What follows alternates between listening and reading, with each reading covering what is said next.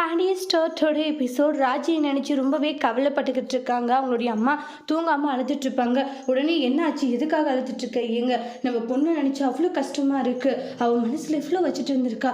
கல்யாணம் வேண்டாம் வேண்டான்னு சொல்லும் போது நம்ம கொஞ்சம் பொறுமையாக இருந்திருக்கலாமோ அப்படின்னு சொல்லிட்டு எனக்கு அது நினச்சாலே ரொம்ப கஷ்டமாக இருக்குது. பொறுமையாக இருந்திருக்கணுமோ நம்ம அப்படின்றால சொல்லிட்டு இருக்காங்க. இங்கே பார், நீ நினைக்கிற மாதிரி எதுவும் இல்லை. ஏன் இந்த அளவுக்கு ஃபீல் பண்ணிட்டு இருக்க? இல்லைங்க, என்னால் கவலைப்படாமல் இருக்க முடியல.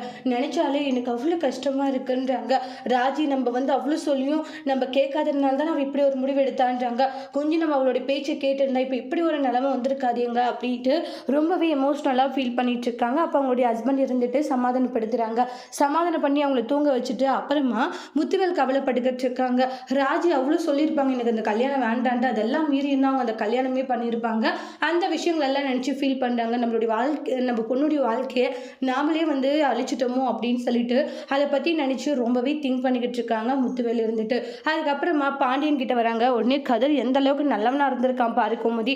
ஆனால் அவனுடைய நல்ல குணங்கள் எனக்கு புரியாமல் நான் அவனை ரொம்ப கஷ்டப்படுத்தியிருக்கேன்னு நினைக்கும் போது மனசுக்கு ரொம்பவே சங்கட்டமாக இருக்குன்றாங்க.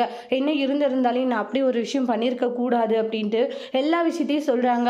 ஆமாங்க ஆமாங்கன்ற மாதிரி சொல்லுவாங்க. இங்கே நம்மளோட மீனா கிட்ட செந்தில் இருந்துட்டு எவ்வளோ பெரிய விஷயம் நடந்திருக்கான கதிர் ஒரு வார்த்தை சொல்ல பார்த்தியா, அந்த ராஜு பொண்ணு சொல்லுன்னு செந்தில் சொல்லுவோம். மீனாவும் ஆமாம் ஆமான்ற மாதிரி சொல்லுவாங்க.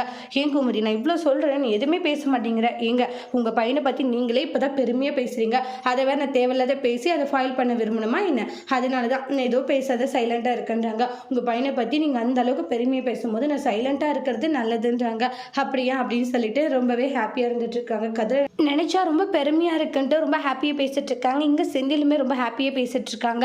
அதுக்கு அடுத்த நாள் பார்த்தீங்கன்னா நம்முடைய கதை ரொம்பவே ஜாலியாக சந்தோஷமாக வந்துக்கிட்டு இருப்பாங்க ஹாலுக்கு. இங்கே கணக்குகளுக்கெல்லாம் பாருமம்மா கடைக்கு என்னென்ன பொருள்னு சொல்லுவாங்க. டே நீ படுத்து எடுக்கிறடா சரவணா, செந்தில் கூட இந்த அளவுக்கு என்ன படுத்து எடுக்கலான்ட்டாங்களே. செந்தில் இவன் பாடுறா, என்னம்மா டே இவ்வளோ நேரம் அங்கே பேசிட்டு இருந்தா கேட்கல, அப்படி என்னடா பார்த்துட்டு இருக்க?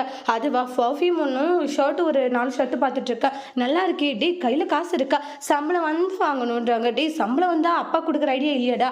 நான் இங்கே கொடுக்க போகிறேன். அப்போ ஒத்த பைசா கூட இல்லை, அவர் கொடுத்துட்டு மீதி சம்பளத்தை நான் வச்சுக்க போகிறேன். டே சம்மாலு தான் அப்படின்னு வாங்க. பழனி 5 பேரில் ஒரே மாதிரி இருக்கிறது இல்லையா, ஒவ்வொருத்தரும் அது மாதிரி தானே வாங்க. கதிர் சந்தோஷமா பாட்டு பாடிட்டு இருக்காங்க. டே என்னடா உன்னுடைய அப்பா இல்லைன்றதும் ஜாலியாக சந்தோஷமா வரையா? ஆமா, இவன் அப்பனுக்கு பயப்படுற மாதிரி தான்டா, போங்கடா டே அப்படின்ற மாதிரி பழனி சொல்லிட்டு இருக்காங்க.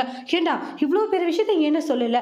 ஏன்னா ராஜி, நான் சொன்னேன்னா ராஜியோடைய மனசு கஷ்டப்படும் இல்லையா, அவள் சொல்லும் போது சொல்லிக்கிட்டு இருந்தாலும் சைலண்ட் ஆகிட்டு. சூப்பரா நல்ல ஒரு புருஷன்டா கதிரணி, உண்மையிலே ரொம்ப நல்லவனும் கூட அப்படின்னு பழனி சொல்லிட்டு ரொம்ப ஹாப்பியாக இருக்காங்க. சரி சரி நீங்கள் ஓவரா கலைக்கிறீங்கன்னு வெளியே போறேன்னு சொல்லிட்டு போவாங்க. அப்போ ராஜி நீ எங்கே வந்திருக்க? இல்லை உன்னை கூட்டிகிட்டு போகலாம் தான். எதில் நடந்து அப்படின்றாங்க. இல்லை மாமா வீட்டில் கலாய்ச்சாங்க, அப்படியே நடந்தே போகலான்னு வந்துட்டேன், ஜாலியாக இருக்கும்ல. நடந்து போகலாம், எனக்கும் தான் பிடிக்கும் அப்படின்ட்டு கதிருமே ராஜும் போகும்போது அப்பா அவங்களுடைய அப்பா வராங்க.